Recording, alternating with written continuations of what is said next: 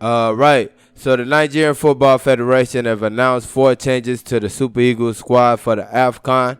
We're going to talk about the players that are being changed and the players who are changing them. Before we get into this video, please make sure to like and subscribe. Thank you very much. We're going to start with the first player on the list, Semi Ajayi, West Brom central defender, replacing Leon Balogun, the Rangers of Scotland central defender, one half of the Onyekuru wall. And this is a player that will be sorely missed by the Super Eagles. He brings toughness to the team. He does make his mistakes, but I'm telling you, this is a player that's surely going to be missed at the AFCON. He's been out since November with injury, missed a bunch of games for his club. Should be back by next month, but I guess it's not going to be soon enough for the AFCON. Don't be surprised if you see him playing for his club. Don't be surprised you see him playing during the AFCON. But I guess they needed him right there and there, the first match of the AFCON, so they dropped him.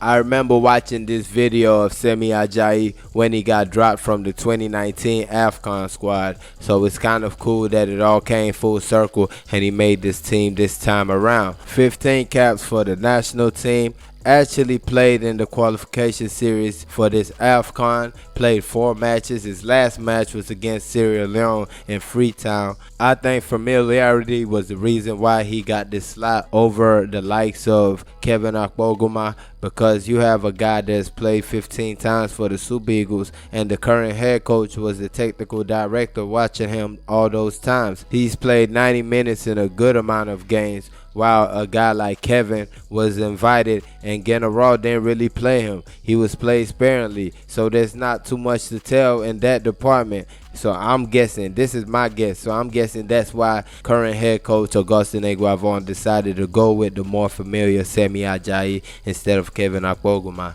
Next up, we have Tyrone Eboyi taking over the place of Shehu Abdullahi. Shehu Abdullahi pulled up in his last league match, taking off the field.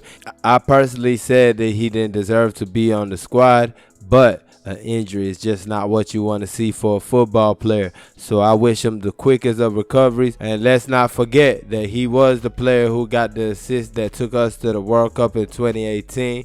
Great assist to Alex Iwobi. And yeah, Tyrone Eboyi takes his spot. A lot of people have been clamoring for Tyrone to get into the team. A right back for Venezia in the Serie A can also play at the left back position. In fact, his last 2 matches in the Serie A, he had played on the left side. He would now battle the likes of Ola Aina, Zaidu Sanusi, Jamilu Collins, and Chidozie Awazim for either one of those fullback positions. And let's see how things go. Next up is Peter Olayinka of Slavia Prague replacing Dennis Emmanuel of Watford.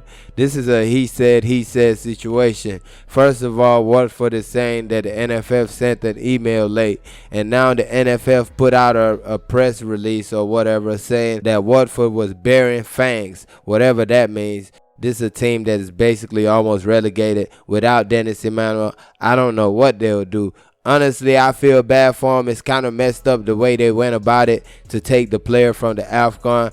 I mean, I'm not going to speak for Dennis if it hurts him or it doesn't. It hurts the Super Eagles, but I believe we got enough players to get the job done. Speaking of players, Peter Olayinka is a good player, a strong player. He's one of those players that is like Firmino for Liverpool. Does a lot of work for his club, and a lot of the work he does doesn't come out on the stat sheet. So a lot of people like, oh, he has 4 goals in 12 appearances. That's not, no, he does a lot. Like I watched this last Conference League match, and he was behind almost every good thing that his club did. But you won't see it on the score sheet because he does other things. So he's not a player whose numbers is going to just make you feel like you're safe because Dennis Emmanuel is replaced. But I feel like we have collectively enough players to replace Dennis Emmanuel and whoever wants to be out. And next up is Henry Onyekuru replacing Victor Osimhen. This one hurts. I won't lie.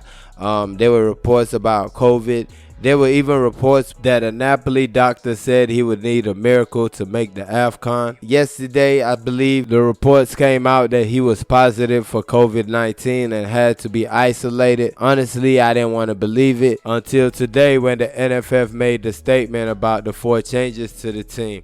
That's when it hit me. Victor Osimhen is not going to be at the next AFCON. What a horrible way to end the year. Horrible news. I feel like Victor Osimhen is a player that we don't even need a coach. We don't need a good game plan. We just need him, and something could happen. And now, I believe in the players we still got. Sadiq Umar has been on fire in Spain. You still got Taiwo Awoniyi, who has been at least keeping up with the likes of Lewandowski and Haaland. I mean, this is a tough task, what he's been doing. So I still believe in these guys, but Victor Osimhen is just special, man, and we gonna miss this guy so badly at this AFCON. I believe we can still get things done, but it would have been much easier. I would have been breathing a little bit easier if Victor Osimhen was still there. His replacement, Henry Onyekuru, I have to be honest, this is a ridiculous selection. This is a guy that's not even scored a goal in the Greek league this season. I don't even know what they're thinking. I mean, he had good performances in the AFCON qualifier. Who could forget his assist to Onyekuru, the last goal against Lesotho? And this is a player that I feel has not been given the right chances in the national team previously. Maybe 2 years ago he should have been getting more playing time, but right now what I see is Henry Onyekuru not doing well in Olympiacos, and I feel like this selection is unwarranted. Nothing against the young man. I hope he does well in the competition, but that's just my opinion on the situation. Those are the 4 players that are coming into the team. Thank y'all for watching. Peace.